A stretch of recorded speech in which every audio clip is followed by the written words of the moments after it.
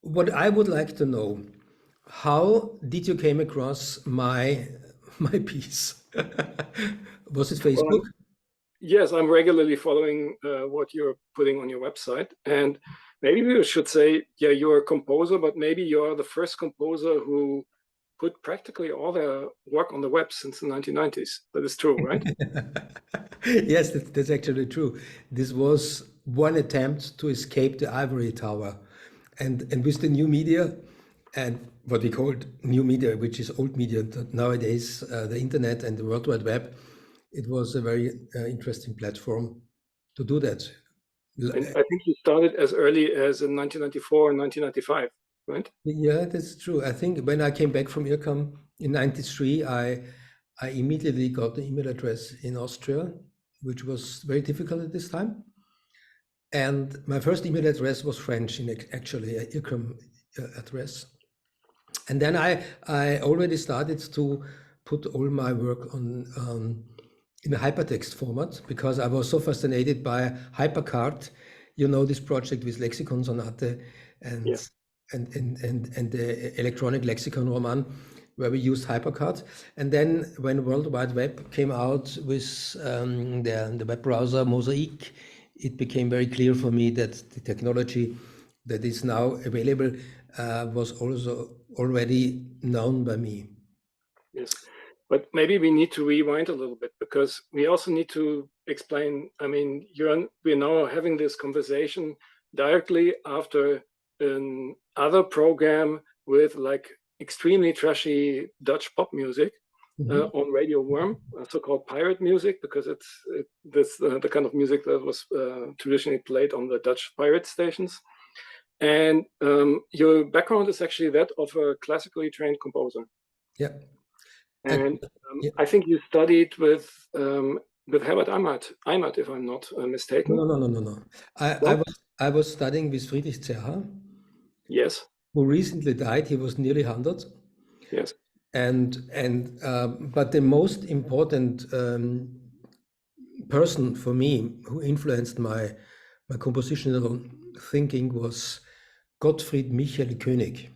Yes, who is a big name here in the Netherlands, because among others, he was one of the founders of the Institute of Sonology in The Hague, and left a mark here on the whole scene and tradition of electronic and electroacoustic composition. Yes, I came in contact with him in the middle of the 1980s, when I was visiting my friend Gerhard Eckel, who is now a professor of electronic music in Graz, and he has a student exchange in Utrecht at Sonology, Blompetorengracht. And I came to visit him, and by this occasion I met Gottfried Michael Koenig. And yes, this is a long story, but the short version is that we became friends, and that we had a very intensive exchange by mail, but it was letter mail. So we wrote letters to each other, and I was always asking questions about his compositions and his concepts. And he was very generous in answering all my questions. And this was for me, I mean, I was in the end of my academic studies, and he opened me the horizons towards algorithm composition, which became a major issue for me until now. And then I think there was also a certain coincidence that practically in the same years when you went online and also put your compositions and also the materials online in the World Wide Web, that you also embraced, you could say, the first popular systems for compositional electronic musics, especially Max, and which later became Max MSP. And what you developed back then, and I think it was exactly around the same time, early mid-1990s, was the so-called real-time composition library for Max MSP, which is widely popular. I think it set off a whole trend, basically, can you have better ideas of how widely it's being used, but I think it's probably one of the most used pieces of generative algorithmic electronic music. Yeah, how it came into being. I was in IRCAM between 1991 and 1993, invited as a composer to write a piece for ensemble and live electronics for the newly developed IRCAM signal processing workstation, which was a next machine, a wonderful black cube full with the best microprocessors that you can dream of, with Pierre Boulez demanded a real-time composition system for his piece Répond. So he needed some portable system that could be used for live performances on stage, and they built it. That was this next machine. It was a commercial computer developed by Steve Jobs, and they put in some specially produced sound cards with signal processors, which was able to generate sound in real time. But for this sound generation, you need a software, and the software is something that later became Max. So I was using Max at the stage when it was not on the available on popular machines like Macintosh or Windows. And when I was working there was also my friend Gerd Eckel, who was a researcher at this time at IRCAM, and we discussed the system and said, okay, it's a fantastic machine, and you have a possibility to do a lot of things, but you have no tools. The tools are only very technical, but everything that deals with compositional ideas is missing. So we decided to construct some functionalities and tools and software extension that could be used by me or by him or by others in different contexts. So in fact, everything I did before on my Atari computer, on a computer-aided composition system that I developed in Lisp or Logo in the 80s, I was porting in a real-time domain to this next machine. Maybe we need to unwrap this a little bit, because not every one of our listeners will be familiar with all the backgrounds and also the terminology. So Pierre Boulez, whom you mentioned as a composer, who worked at this studio, it still exists. IRCAM is a kind of research studio for experimental electronic music, highly funded, high tech.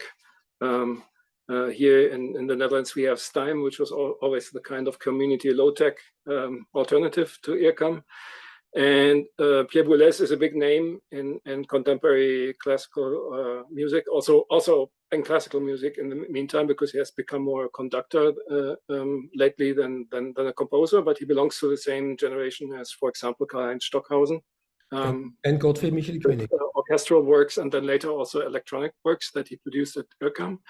And yeah, you mentioned the word real time several times. So back in the day, from the 50s, let's say the first composers like Ligier and Hiller to then also Boulez in the 1980s, they could not actually use computers as live electronic instruments to use it very simply. But basically, you had to program something, and then the program would be executed in the computer, but you would have a delay. Basically, it's maybe very similar, very comparable to how, for example, you would program a player piano, or also a musical toy like a music box with a punch card, where first of all you have to make the composition, and then only later you can play it. And this is how computers work. But real time meant actually you can compose or manipulate the sounds in the moment where they're being played. So it becomes more, the computer actually becomes a musical instrument and not just this kind of algorithmic replaying machine. Yes? That's correct, right? And so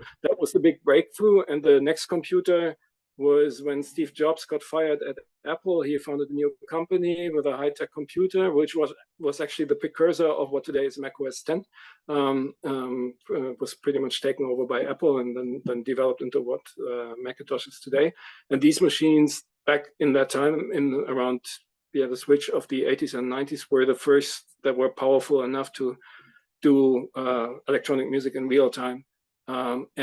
And then you came in and you developed the library that, is something maybe for the people who are listening here and for example, doing web development, you may be familiar with the APIs, or libraries, which allow you to not code everything from scratch. And I think this is also what the real-time composition does.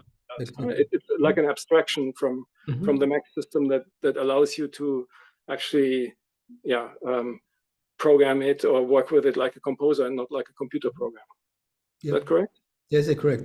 And in fact, the ideas of creating such a modular system was highly influenced by people in Holland.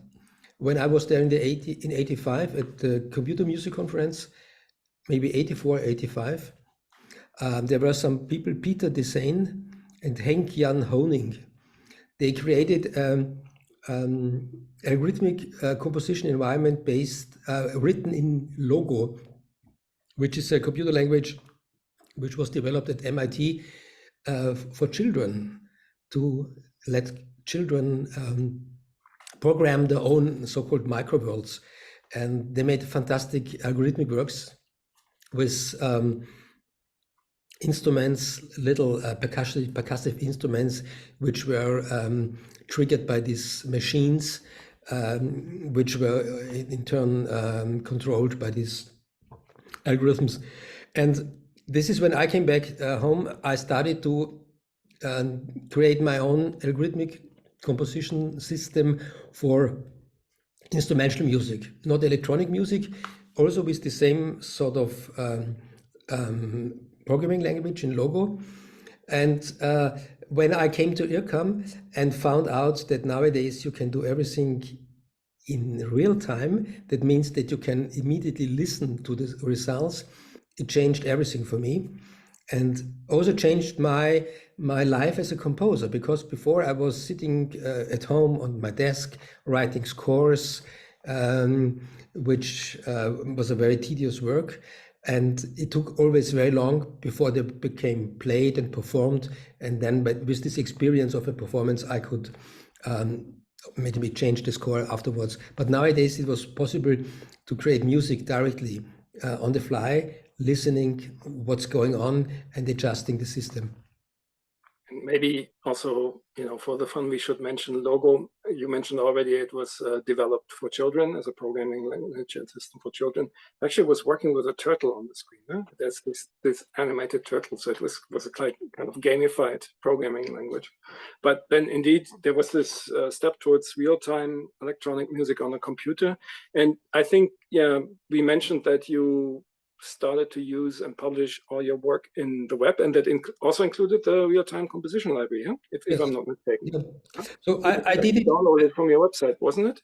Yes, exactly. When I developed the piece for IRCAM, which was for ensemble, which was played by Et New Ensemble, the Dutch ensemble. So this was for prepared piano, percussion, flute, and bass clarinet, and electronics, live electronics.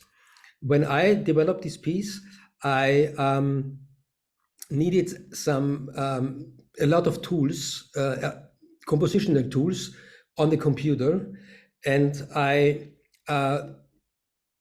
this was the beginning of this real-time composition library, because there were always some function which I always needed and used, and I don't want to program it always new. So I created a sort of software library. And later, it's when Max MSP was released on the Macintosh platform, it was very easy to port this library towards this platform. And then in the beginning, it was part of the IRCAM, so people could not access it except they were part of the IRCAM members. But then people convinced me to make it an open source. And this was very important, because then I got a lot of people who were willing to cooperate with me and collaborate and help me also with development. So at this time, computers were quite slow. So some of the functions needed to be implemented as a C code, so-called software externals to Macs. And this could be done or was done with the help of some people from the community is a work which I was not able to do because I'm not a C programmer. Yeah. So there was a whole community around it. I mean, it's very comparable actually to Linux, which came up exactly in the same time. Huh? The Linux first version of the Linux kernel, I think, was released in 1994. So it was also a kind of collaboration and community-driven collective development that was enabled through the internet, because for the first time you could actually download code and share it and collectively work on it. And I think it's still in use today. Huh? The library, people are still working with it. Well, this is a long story, but because I always have to take care about the different versions of Max, the programming language, and also the different platforms and the operating systems. So it runs on Windows and Macintosh, but Macintosh has changed the hardware architecture recently. So some of the so-called externals had to be recompiled, and this took quite long, but it's still there. It's now part of the Max distribution, so you have this possibility to download it directly from Max, from the so-called package manager. It's already there and is widely used. And I use it also for my own work, of course, but also for my students. They use it as a sort of basic software tools for their compositions. You mentioned before that you collaborated with other artists. So, for example, that you worked with Hypertext and Hypercard, that there were several collaborations, especially also with Austrian literary writers and poets, also with Ferdinand Schmatz, who is a big name in experimental contemporary poetry. But I also, the pieces that we're actually listening to, that they're kind of an exception to the whole story, but we will cover that later. They're called Throbbing Crystals. Huh? And I think now here on Radio Worm, I think at least, 50 or 30% of the people will make the same association that you actually intended, namely with Throbbing Crystal, the industrial noise band. Yeah, and that was a youth influence on you, isn't it? I remember that you made an earlier homage to them. Yeah, well, I don't know. It was I was very much attracted by the rudeness of their sound and the performances they did. And once, I don't know when it came out, maybe around 2000, there was a big CD box with all the works. It was really huge. It was 20 CDs or something like that. For me, I found them also always very interesting, and also the way how they produced their sounds with self-built devices. But the point is, that's very important to mention, that I was working in the digital domain for, I think, more than 35 years. And last year in summer, I felt in a deep crisis of meaning, not at least due to the war in Ukraine, where I was questioning a lot of things, asking myself as an artist, how can I go on like this? I mean, it's impossible. Was it Adorno who said, after Auschwitz, you cannot write poems? Yes. And I had the same feeling. Was it Adorno? Yeah, it was Adorno, yes. Was Adorno, yeah. I had a similar feeling that everything I was doing now is completely meaningless.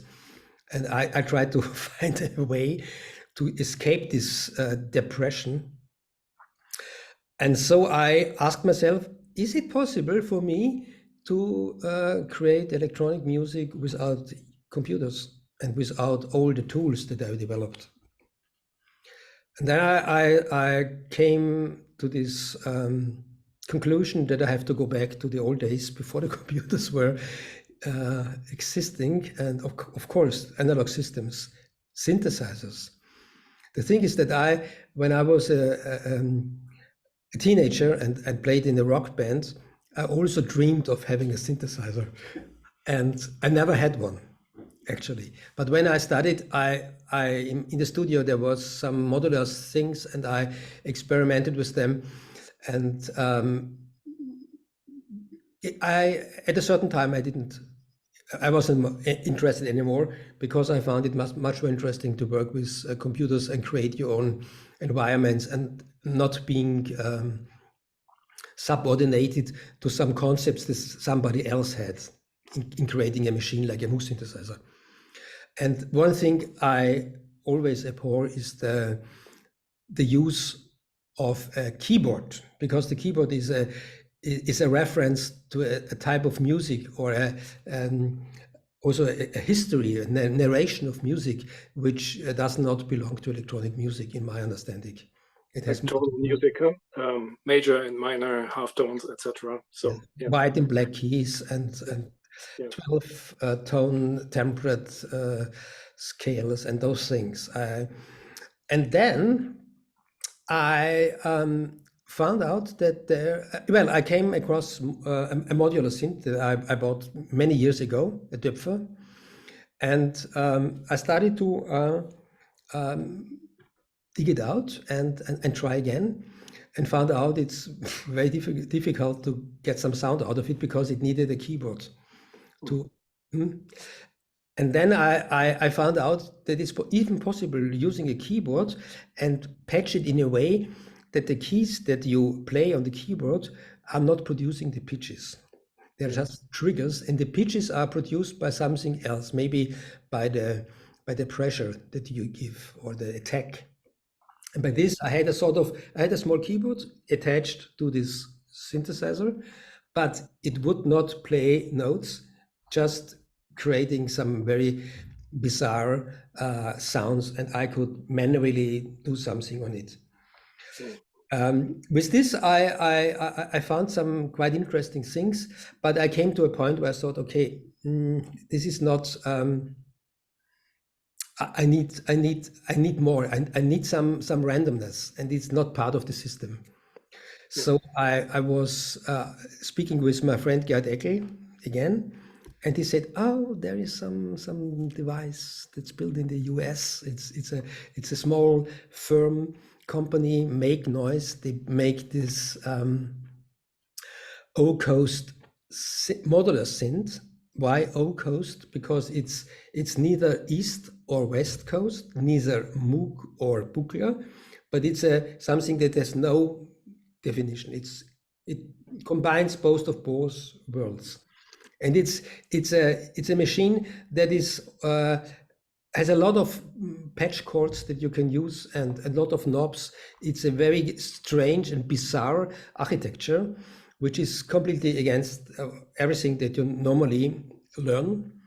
But this gave me the possibility to create some very, very interesting things using creating so-called chaotic systems by creating feedbacks, signal feedbacks that would create a sort of unstable equilibrium.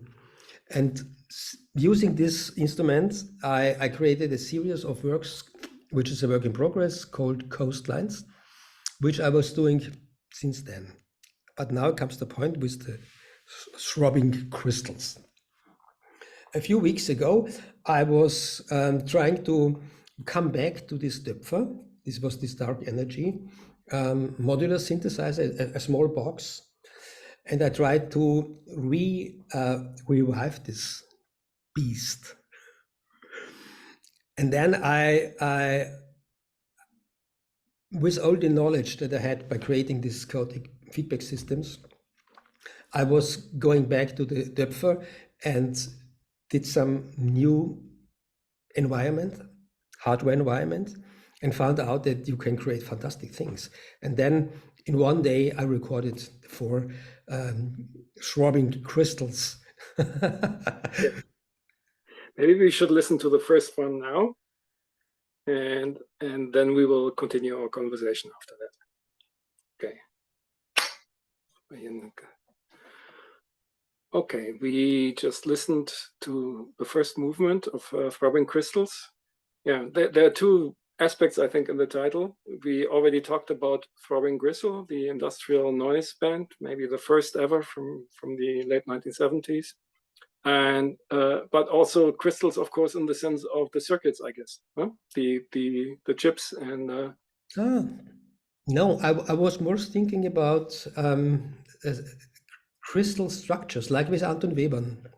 Ah, okay. Everything is a crystal you can watch from different angles, and it will always change its appearance. Like if you have Okay. a diamond, yeah, Yes. and it always changes the color of the light. Yes.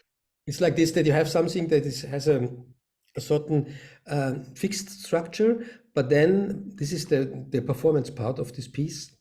By playing it, you constantly change the perspective and create new ways of sounds in this case. Yeah. And of In a, course, it's a pun with word, because yes. gristle and crystal. Yes. Yes. And also I learned actually that in the case of Throbbing Crystal, it has an obscene meaning.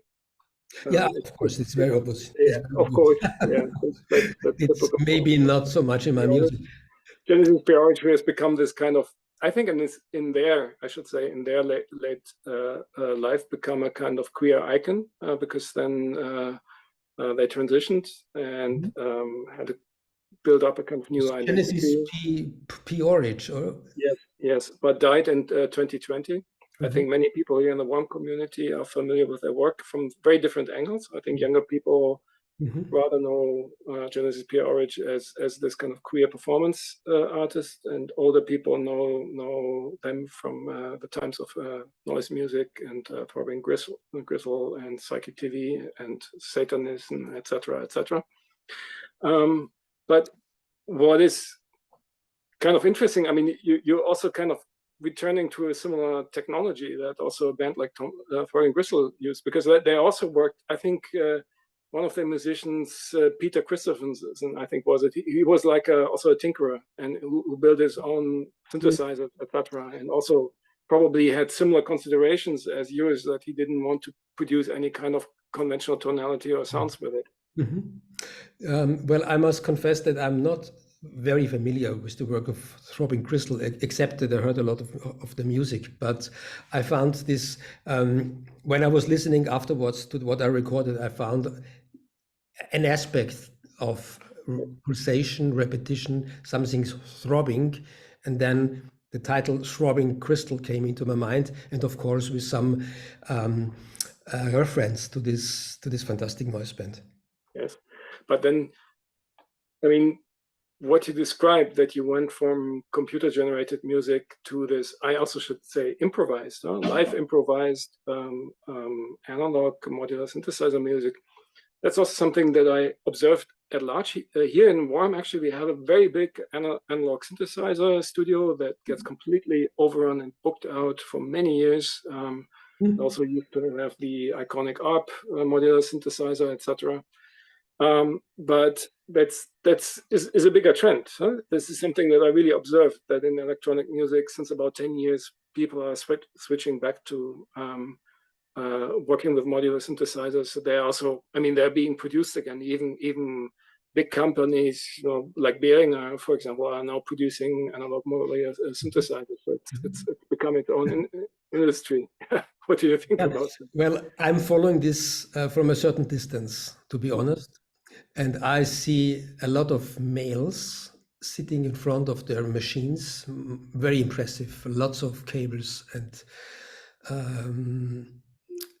it's like showing your new Porsche in a way. What I'm doing is always using very small things, like the make noise. It has the size of a book, yes, and the depth is a little bit higher, but very small. You can nearly put in your pocket. And I try to be as minimalistic as possible, but with this reduced means, I try to create a lot of things that are fascinating for me and maybe also for others. And yes. But I'm wondering, because your background is that of a classically trained composer, is it then different when you improvise? Do you have a different approach as an improviser? Yes, because I'm always thinking as a composer who has experiences with writing string quartets and orchestra pieces. It's very different. It's not just doing something blindly, but it's always has a structural connotation and component. And at a certain point, when I improvise, you need to get into a state where you don't need to think. You just hear, and you have your knobs and control them. The thing is, in the systems that I'm working with, the knobs are not so clear. I mean, the sound that you get depends on the combination of so many parameters, and it can be that a certain knob that does in other contexts a special thing would behave completely differently in another setting. So everything is highly depending on each other, as often in chaotic systems. So that means that the change of a small turn of the screw could create nothing or everything and make an explosion. And this is so interesting that you don't know exactly what you're doing. I mean, I'm always preparing things, checking out, experimenting, rehearsing. But in the moment where I say, okay, now I make a recording, I'm just trying to concentrate myself, put myself in a sort of trance by using some methods like orthogenous training. And then I start playing without thinking. It reminds me almost of this legendary common concert of John Cage and Sun Ra. I don't know about it. Oh, no. The record. Maybe I need to share it with you. Yeah.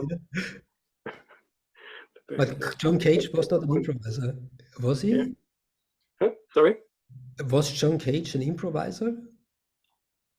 That's a good question, right? I mean, what I heard, or maybe that was also mythology that he spread about himself. He said that he never listened to any records of his music because he didn't like the repetition. It was indeterminate music, so it was supposed to never sound the same, and records kind of invalidated that. And that, of course, I think was also a point of departure for you, I think, in generative music by, for example, using systems like Max MSP.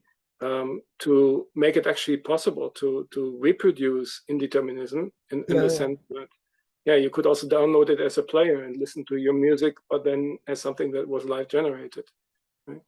And what I also remember that around the same time when you did this, 90s and then early 2000s, that is but I mean, I'm an outsider, so maybe it's a wrong perception, but I had the impression that a lot of people who did not come from academic composition and did not have the educational or training background, then became kind of DIY composers. There was suddenly a kind of explosion of composers, thanks to these new technologies.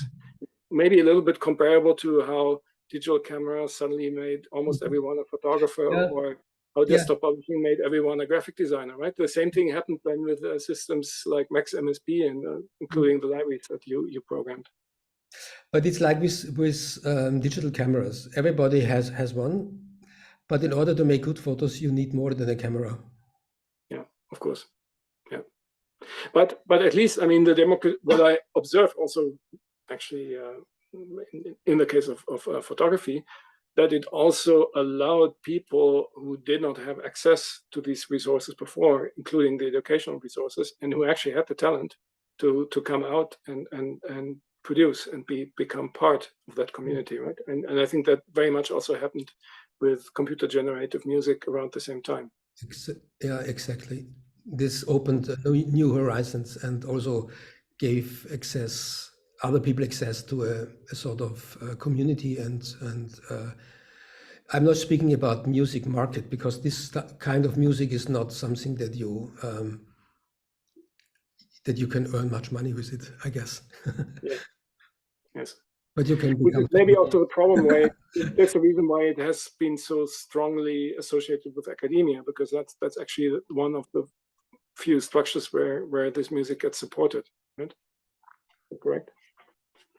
Yeah, but this changes everything at the moment. I mean, when I was studying in the 80s, there was a very narrow framework what a composer is allowed to do and what not.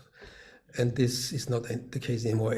Also on my university, so it's aesthetically it opens a lot, and people also with other experiences are now given the possibility to study. Yes, yes. And yeah, I also see this, for example, in your old study program of sonology, which now has a very kind of different demographics of students. I encounter students very often they're also doing projects here at WORM. Actually, there's a electronic music community called Resistor, and that was actually founded by students of sonology. But you mentioned before, when you talked about your work now with the small analog modular synthesizer, chaotic systems, and the unpredictability and the kind of system dynamics that happens when you pull a knob and something happens that you didn't anticipate. But there's a larger interest, I think, in your work and in your thinking about systems theory, yeah? And also chaos theory. Yeah. Well, this this had to do with my first subject of study. When I was a teenager, I was in a school for chemistry. So I'm a trained industrial chemist. Yeah, it's a engineer, but it's not a university study. It's like a gymnasium. Yeah. And I was always fascinated by this, let's call it alchemistic idea of transformation, which is, of course, very, very strongly in chemistry as opposed to physics. Yeah, in chemistry, you create new substances by making processes out of other substances. And there was a book coming out, maybe it was 1984. It was written by Ilya Prigogine and Isabel Stengers. And they wrote a book which came out in Penguin Books with the title Order Out of Chaos. It was a description of their scientific work with nonlinear chemical systems which were not in an equilibrium state. So they found out that some chemical reactions can be would produce effects in two directions. They can go from state A to B, which is normal. So if you put Salzsäure and Natronlauge, I don't know the English words for that, together, then you create Kochsalz, natrium chloride. Yes. So this goes only in one direction. But they had some chemical reactions where A could go to B and B could go back to A. And this nonlinear effect, especially. Yeah, but then nonlinear effects. Nonlinear, yes. And they made some conclusions about society and say we can use this as a metaphor for changes in society, where there's not just you're not always going in one direction and somebody governs you and forces you to do this, but it can also be possible to go in the other direction. And all this idea of grassroots come out of this. And when I read the book in 1984, when it came out, because I was still interested in chemistry, also I was studying music at this time, I found out that it could also be a very interesting metaphor for composition, that you open up to the unknown and take the randomness and the chance into account, and not working in a deterministic way, that everything can only go in one direction or in one thing, or follow one narration that you have invented. Yeah.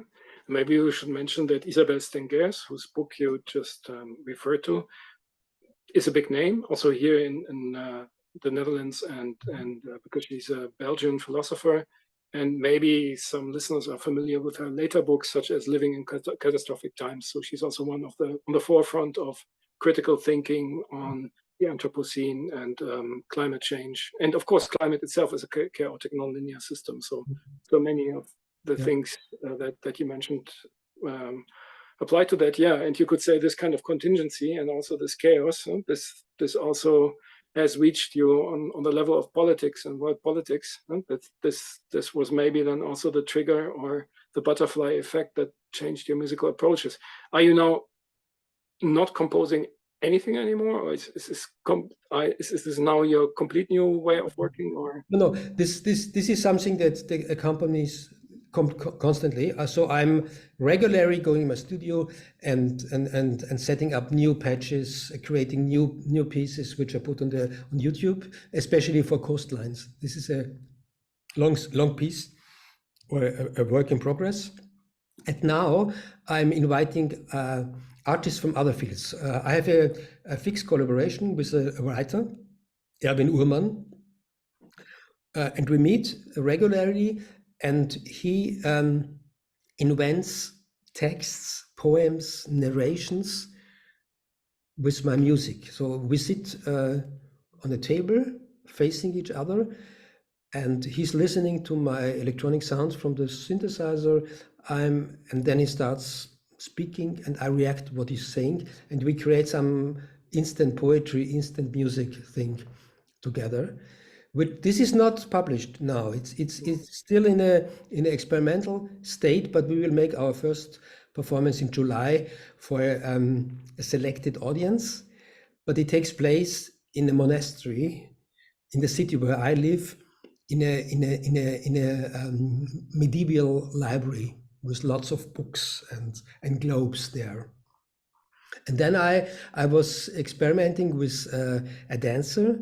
So we have a collaboration since many years, making projects together, dance performances where I compose the music, always with computers. But now we tried it out with this analog synthesizer, and it worked perfectly well. And recently I made an encounter with a visual artist. She was painting, live painting, when I was playing, and I reacted on her, and this was also very interesting. And I should also mention that you have an impressive oeuvre of compositions for a toy piano. Yeah. That's a whole other can of worms. We won't have the time to go into that, but yeah, this is. I'm so happy that you say it. Do you know my CD? Have you ever seen it? Yes. I have to show you. Okay. But we are not seeing much on the radio. Okay, but you see it. So this is my CD. It was done. Yes. It was done. Yes, I do have the CD. Yes. I have the CD, and this was done 10 years ago. This was the toy piano stuff, and now this is something very new that you don't know. Okay. So this you wouldn't expect it. A month ago, I published a CD with all my organ works. In fact, 11 pieces, and also with electronics. This was together with a wonderful organ player, and we published it on Colenio label. Yes, it has also to do with algorithm, because it has a lot to do with Athanasius Kircher and with his idea of music machines. Yes. In the booklet there is a text about by Erwin Uhrmann, who spoke about this Athanasius Kircher relationship, and he also made a construction sketch of an organ which is played by a machine, so to speak. Maybe a footnote. Athanasius Kircher was a Jesuit monk in the 17th century who published monumental books in which, with the invention of all kinds of fantastic devices and machines, some of which he claimed existed in other cultures, but many of them were invented, listening machines. And he indeed also thought of a first kind of algorithmic music composer, a machine that would automatically compose music according to preset rules. So that was, of course, a major inspiration, and also for later algorithmic generative music in the 20th and the 21st century. Karlheinz, I think we could talk for hours, and maybe the next time you're in the Netherlands, we should just go into Worm's studio and we'll do Of course, I will surely come.